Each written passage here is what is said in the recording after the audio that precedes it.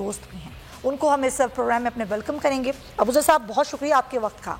ज़ाहिर है आप दोस्त भी हैं, आपका ताल्लुक़ भी बड़ा गहरा, फिर आप कानून के मामलात को भी समझते हैं। सबसे पहले कानून के मामलात पर ज़रा बात कर लेते हैं अबूज़र साहब कि अब एक ऐसी FIR दर्ज होती है जिसको अहले खाना नहीं मांगते। वालिदा बार बार ये कहती रही हैं कि FIR मेरी मुद्दत में दर्ज होनी चाहिए, जो कि नहीं हुआ। आज अरशद शरीफ शहीद की वालिदा व्हील चेयर पर आई अपने बेटे के मुकदमे की समाअत में, और ये सारी सूरत हाल आपने देखी, एक रिपोर्ट भी उन्होंने पेश की, कुछ नाम भी हैं उनमें, शायद वो लिए भी ना जा सकें। क्या लग रहा है आपको, वाकई इंसाफ मिल पाएगा? देखिए, उम्मीद तो करनी चाहिए इंसाफ मिलेगा।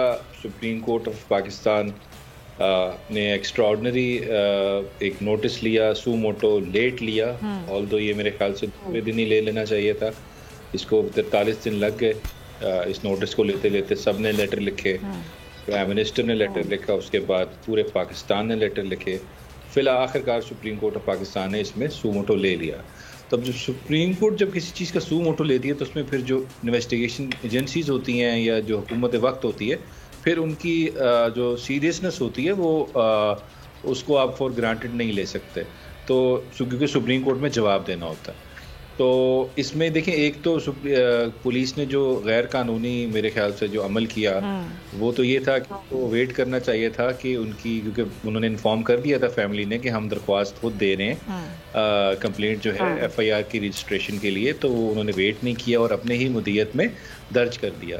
कानून में देखें, पुलिस तभी अपनी मुद्दत में दर्ज करती है जब कोई लवाहिकीन जो होते हैं वो अवेलेबल नहीं होते नॉर्मल सर्कमस्टांसेस में। लेकिन इस सिचुएशन में तो पूरी फैमिली थी, दोस्त थे, जो एक एप्लीकेशन आ रही थी कि जी ये हम इंफॉर्मेशन प्रोवाइड करें, इसकी बेसिस पे एक FIR रजिस्टर कर दें आप, दफ़ा 154 जो CRPC है उसके तहत।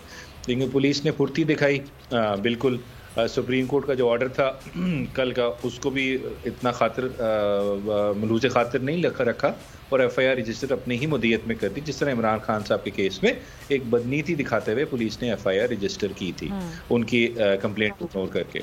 तो खैर उसके बाद अरशद शरीफ साहब की वालदा जो है, जो दरख्वास्त उनकी थी FIR के लिए, वो सुबह सुप्रीम कोर्ट लेके चली गई। उसमें उन्होंने नॉमिनेट कर दिया कुछ लोगों को, ये लोग हैं जिन पर उनको शुबा है कि इनके बेटे की जो असैसिनेशन है उसके पीछे उनका हाथ है और उनका अमलो दखल है उसके अंदर।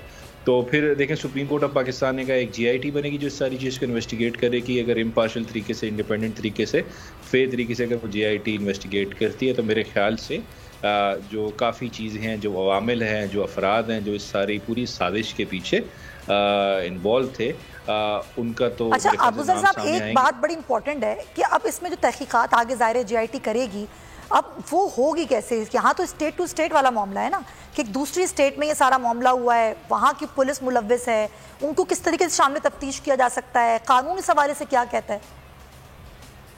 देखें, पाकिस्तान के जो नेशनल्स हैं, जो अगर पाकिस्तान से बाहर भी कोई जुर्म का इर्तिकाब करते हैं, वो सेक्शन 4 है पाकिस्तान पीनल कोड का, उसके तहत उनका ट्रायल पाकिस्तान में हो सकता है।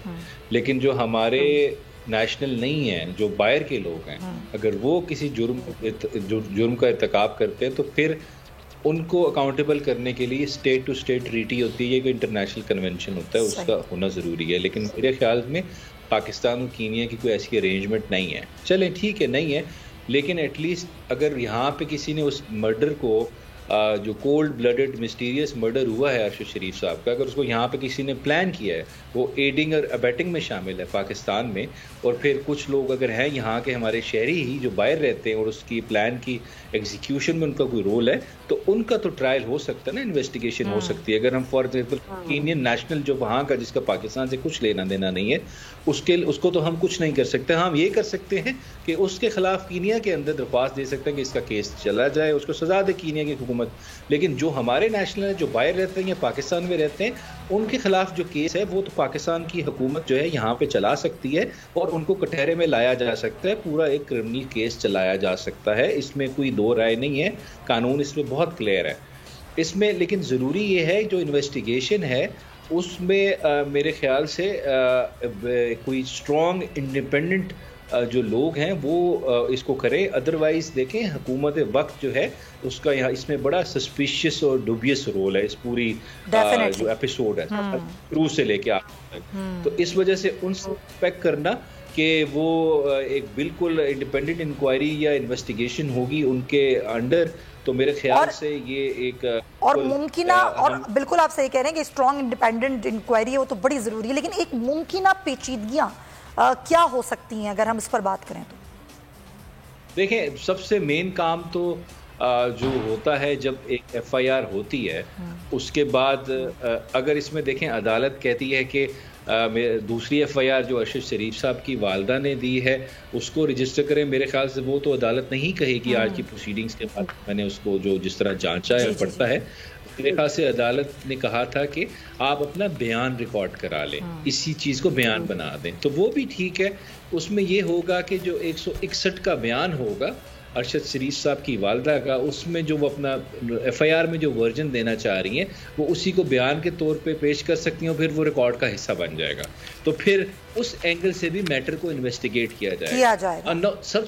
सबसे जो बड़ा इसमें इशू अराइज होगा जो कॉम्प्लिकेट करता है, बड़ा इंट्रिकेट मैटर है, वो ये है कि एविडेंस कलेक्शन जिसको हम इन्वेस्टिगेशन भी कहते हैं, इन्वेस्टिगेशन अगर ठीक होगी तो तब ही हम डिटरमिन कर सकेंगे कि इस पूरे प्लॉट में या इस पूरे प्लान में कौन कौन शामिल था और क्या और सबसे की पॉइंट ही यही है जो आप रेस कर रहे हैं। Thank you so much Abuzar साहब, थैंक यू सो मच। वक्त की भी हमें आगे भी बढ़ना है। Thank you so much Abuzar. Salman Niazi साहब हमारे साथ माहिर कानून मौजूद थे और बड़ा ब्रीफली उन्होंने हमें बता दिया